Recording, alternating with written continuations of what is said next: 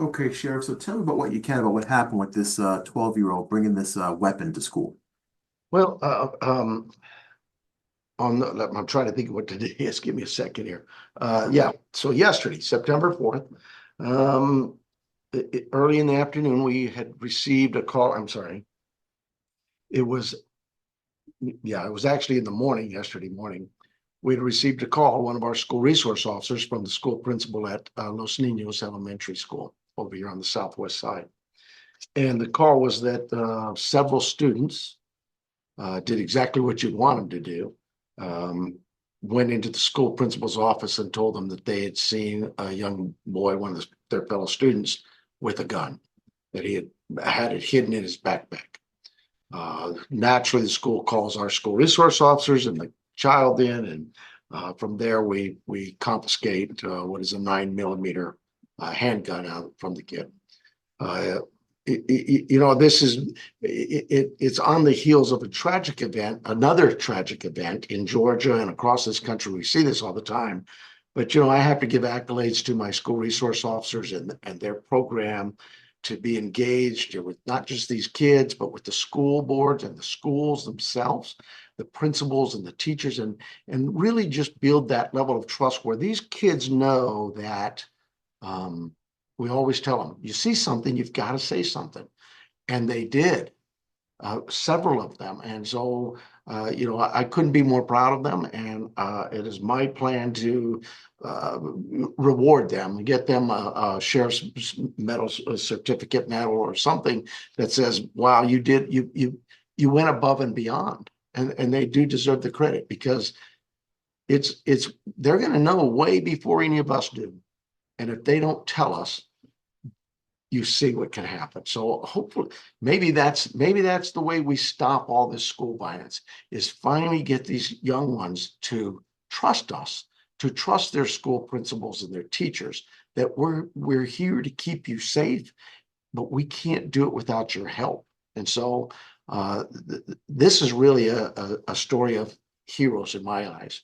The young boy, his mom came, he was cited into court. All of those issues will be handled.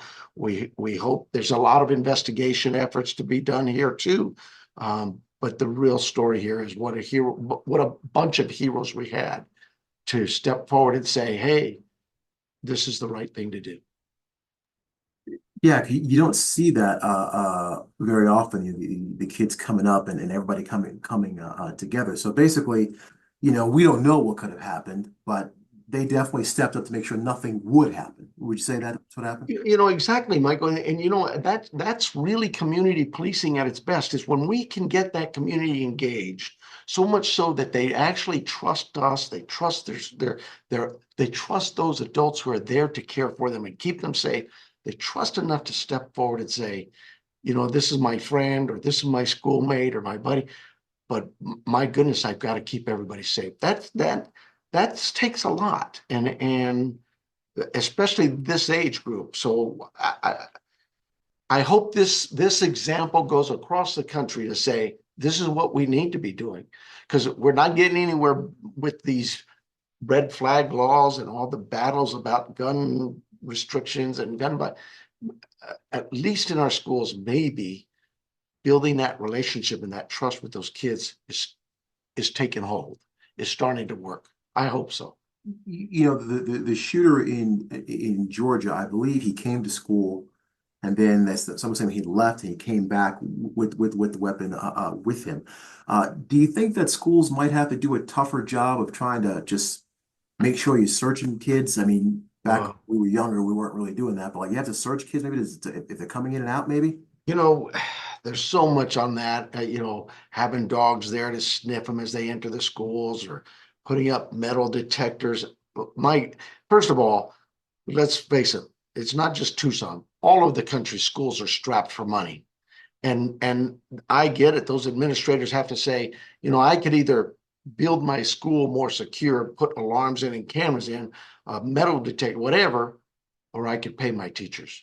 That's really a tough position to be in. We want our schools safe, but we also need to pay our teachers. So I'll leave that to others to answer to. The only thing I can suggest is that if you're putting in the effort in a community policing organization, if you're really putting in the effort, I think you can have success stories like this. I think that if you've got the right people in place and they're there not to just do a job and fill in their 8 hours days, but actually there to mentor these kids, maybe it makes a difference.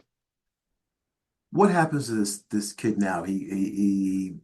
Uh, what happens to him now, I guess? Well, it's unfortunate, because he is a kid. But he's going to have to go through a court process. He's been cited into court, parentally referred.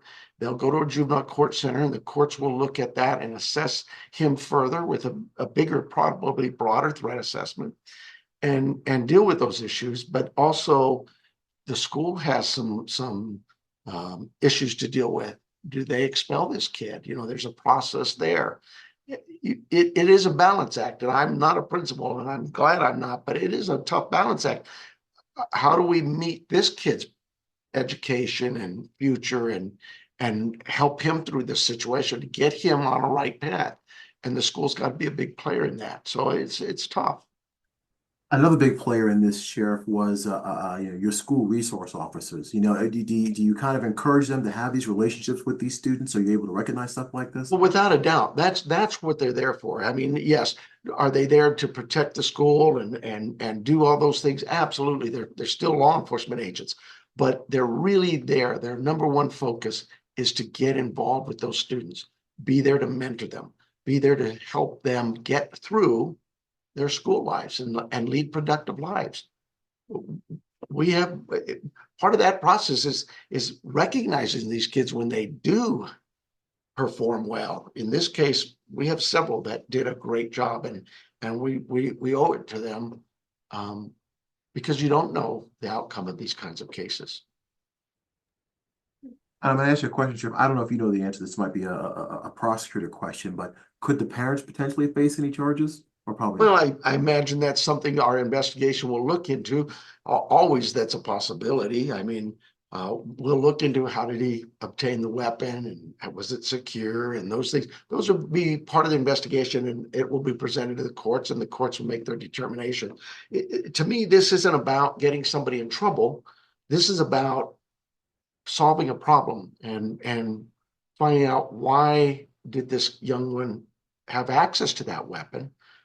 Why did he bring it to the school? What was his intentions? And how do we prevent it from happening again? How do we grow from it as a law enforcement agency, as a school, as a community? What do we take from this? So, Okay.